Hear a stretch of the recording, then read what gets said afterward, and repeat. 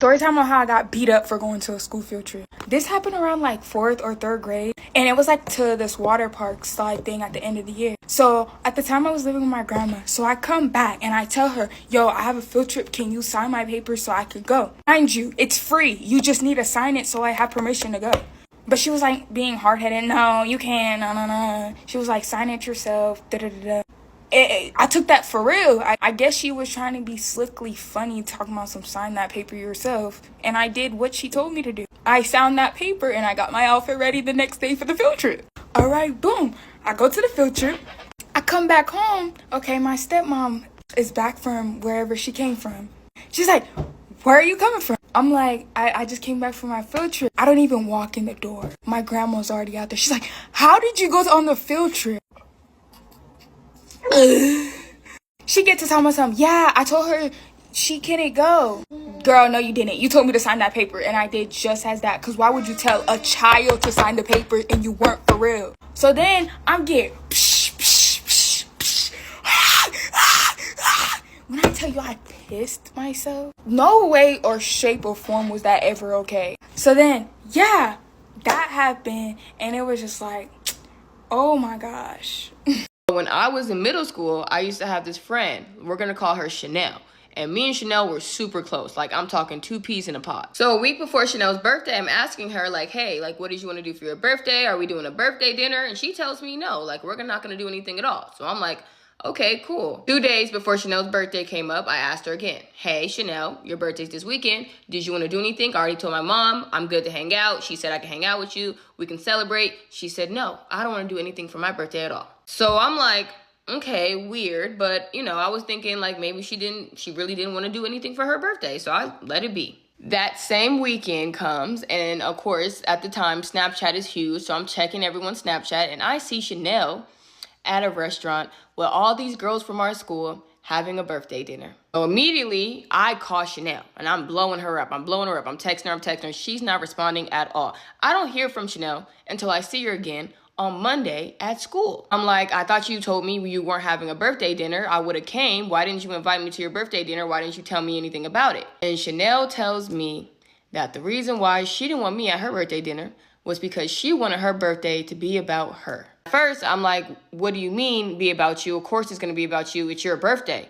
And she said, no, I didn't want you in any of my pictures. I didn't want you in any of my videos. I wanted this to be strictly only about me. Now, of course, I was in middle school. I didn't even understand what she was really saying to me. And I just kind of like shrugged my shoulders and said, okay. And we kind of continued our friendship until high school and she moved. But looking back at that video, that girl that went viral for crying because her best friend looked better than her at her birthday dinner, I'm like, oh my gosh. Oh my gosh. Last year was my first and last time ever going to the movie theater alone. I went to watch Wolverine and Deadpool. And look, I'm all for people going to the movie theaters by themselves. Good for you, queen. Period, queen. It's just, what happened? Listen to this. I'm sitting down with my arm on the armrest. Mind you, the theater is packed, okay? You could only reserve solo seats, individuals. There was no, like, I couldn't even buy a seat for my boy if I wanted to bring my friend. I got a couple to the right of me, and I got 2 empty seats to the left of me that are reserved.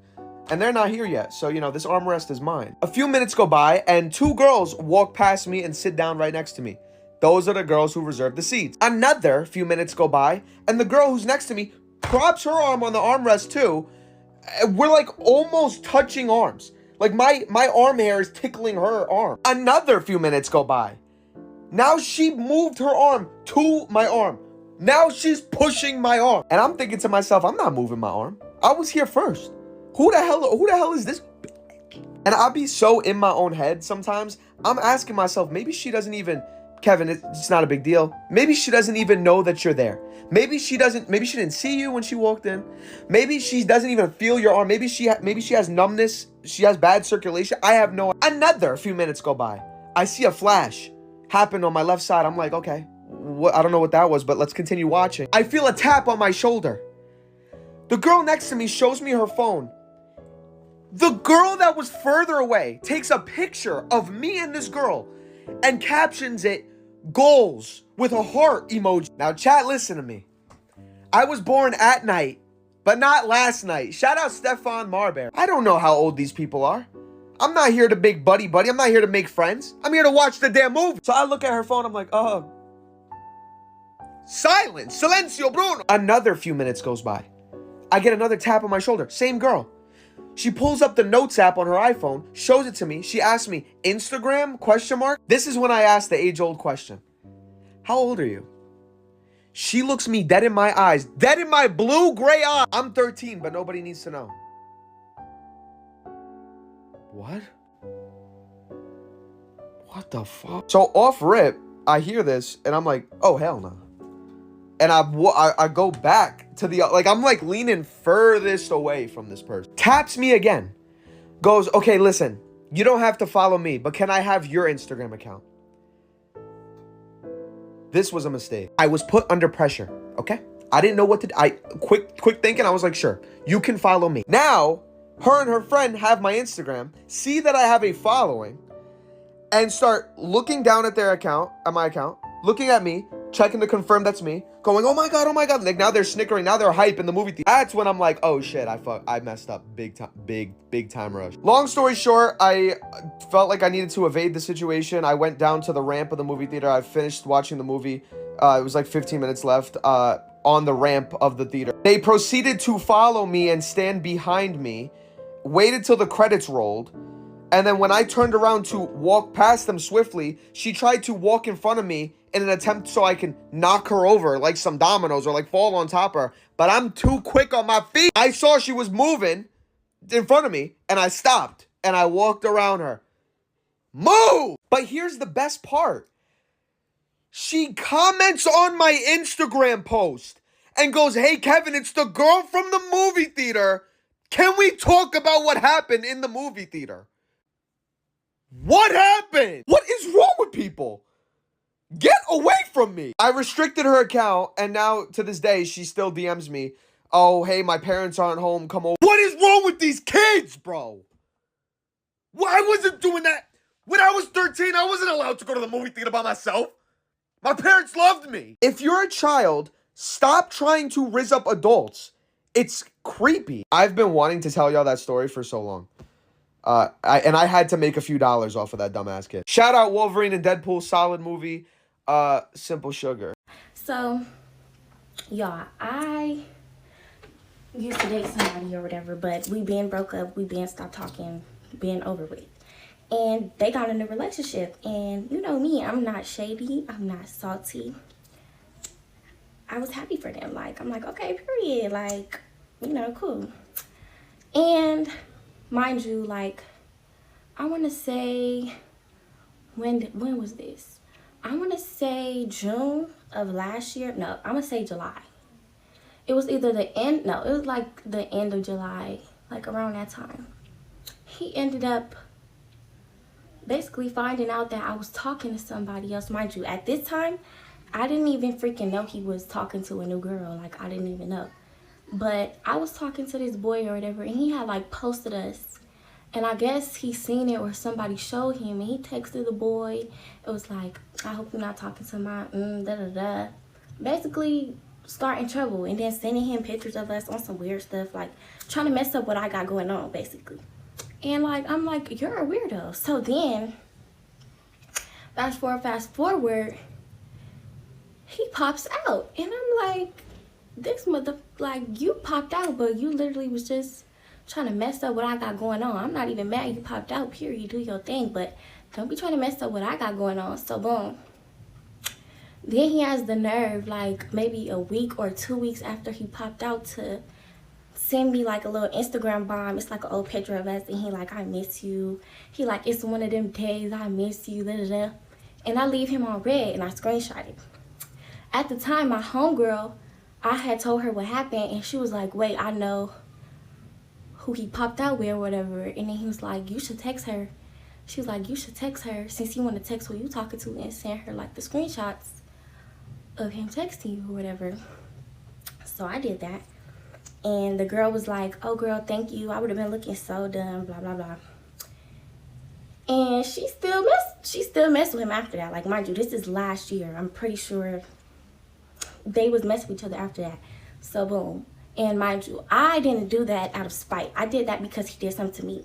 So, Like, stop messing up what I got going on, because I could easily mess up what you got going on. So I wanted to share my experience with substitute teaching and why I probably won't be going back to it. I subbed out of middle school once, and then I've done high school since. Something that got on my nerves is a lot of the staff was always like, oh my gosh, you look like you're still in high school. I thought you were one of the students. Mind you, I'm 23, and plus when I'm dressed professionally, I feel like I don't look like I am in high school. I would have teachers whispering behind my back as if like I couldn't hear them. I got judged a lot by the older teachers that were women. I don't know what that was for. Maybe jealousy, maybe I don't know. And I literally got treated like I was a student. But there were a lot of other teachers that were really great to me. 2, the students. If you are younger and pretty and you want to be a sub, expect the most disgusting comments made by boys to you. Most of the girl students were really nice. Some will give you the stink eye. And 3, social media. And let me tell you 2 stories. At one high school, I was standing outside of the door greeting the students as they came in, and then these other kids came up and they took a picture of me without my consent and they posted it. That same kid ended up finding my Instagram, and then I had like 40 new followers that were all kids from that school. They got blocked and then my account went private. Now, mind you, whenever you're at orientation to be a sub, they don't tell you to put your account on private as long as you're not posting anything bad. And I don't post anything bad. But I ended up reporting all of this to the school and to the county. And then I got a TikTok DM by the teacher that I subbed for, basically coming at me, telling me that I gave out my social media and I willingly took a picture for those kids. I had explained exactly what happened. I told her that it was already reported, and then she still kept coming at me like crazy. And I went to her Facebook, and she ended up having a post touching herself all inappropriately, and it was come see me at the...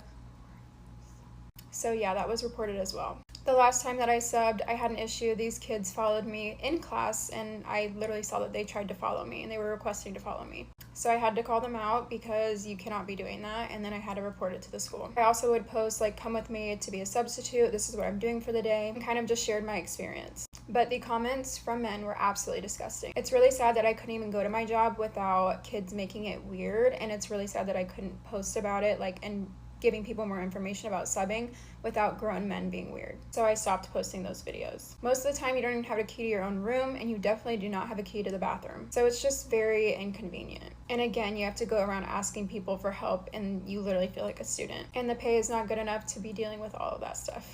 How my mama caught me doing the do, and she called the police. So let's get into it. So this was summer of 2012. Y'all know what? Now that I'm thinking about it, my freshman year was lit. Like, I was outside, like, I don't know. If I could pick my favorite year, it was 2012. I had a time 2012. But anyway, boom. So we from the projects, group in the projects, state of projects. So I used to get off the bus and walk to the rec center to use their Wi-Fi, because at the time they were sending us home with the little Chromebooks, whatever, you know. By the way, this is just a background so y'all can like get the scenery. I used to use the red Wi-Fi to play like Papa Freezeria, Pizzeria, Fun Brain games, Cool Math games. When I would go to the red, it was always this dread-haired boy. And I would also see him like walking around in the apartments. I'm like, dang, he's so fine. Like, fine. So one day I'm in the red, and I'm in the part where they, like the cafeteria part, like the kitchen part. And I'm playing my game.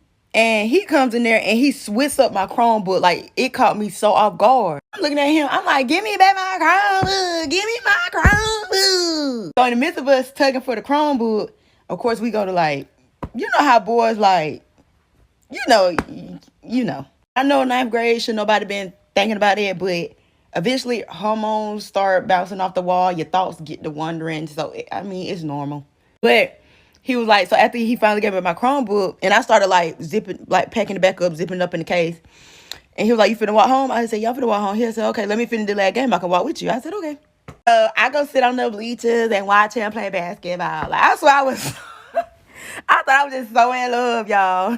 When he get done with the game, we start walking. And the way that you used to walk from the rec center is like, you could take like this alleyway. So we was walking through like the alley. And while we was walking through the alley, he was like, you coming outside this weekend? I'm like, yeah, I'm going to be outside this weekend. He was like, okay, bet. And we go our separate ways. Go to part 2.